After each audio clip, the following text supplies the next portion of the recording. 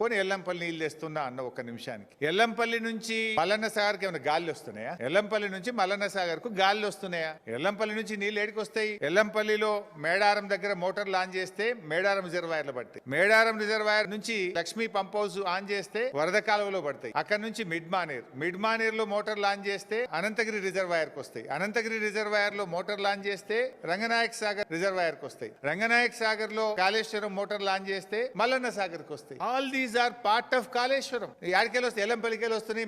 ఆ ఎల్లంపల్లికి 2000 కోట్ల పైగా బీఆర్ఎస్ఏ ఖర్చు పెట్టింది. బీఆర్ఎస్ఏ పూర్తి చేసి ఆ ఎల్లంపల్లి నుంచి మిడ్ మానేర్ దాకా కూడా టన్నెళ్లు గాని, గ్రావిటీ కెనాల్లు గాని, రిజర్వాయర్లు గాని, సబ్ స్టేషన్లు గాని, పంప్ హౌస్లు గాని అన్ని నిర్మించింది బీఆర్ఎస్ఏ. కాళేశ్వరంలో భాగంగానే నిర్మించాము. ఆ కాళేశ్వరం సిస్టమ్ ద్వారానే మల్లన్న సాగర్ వరకు నీళ్లు వచ్చినాయి. అంతెందుకు, కేసీఆర్ గారు ముందు చూపుతో హైదరాబాద్ మంచినీళ్ల కోసం మల్లన్న సాగర్ దగ్గర ఒక స్లూయిస్ కూడా పెట్టిండి. ఆ రోజే మల్లన్న సాగర్ కట్టలో అంతర్భాగంగా ఒక స్లూయిస్ నిర్మాణం కూడా చేసి పెట్టినాం. ఆ రోజే నువ్వు కొత్తగా కట్టందవి స్లూయిస్ పెట్టేది కూడా లేదు. ఆ రోజే కేసీఆర్ గారు ముందు చూపుతో పెట్టిండు. కేసీఆర్ గారు ఆలోచన ఏముండే? 10 టీఎంసీలు ఎల్లంపల్లి నుంచి ఇప్పుడు నడుస్తున్న సిస్టమ్, 10 టీఎంసీలు కొండపోచమ్మ సాగర్ నుంచి, 10 టీఎంసీలు మల్లన్న సాగర్ నుంచి అని చెప్పి స్లూయిస్ కూడా ఆ రోజే కేసీఆర్ గారు నిర్మించిండు మల్లన్న సాగర్ కు. దాని నుంచి నీళ్లు తెచ్చుకుంటా ఇది నేను తెస్తున్నా ఎల్లంపల్లి శ్రీపాద సాగర్ అంటాడు. కొద్దిగా జ్ఞానం ఉండాలి. ఎదుటోడు ఏమనుకుంటాడు అనేది ఉండాలా వద్దా?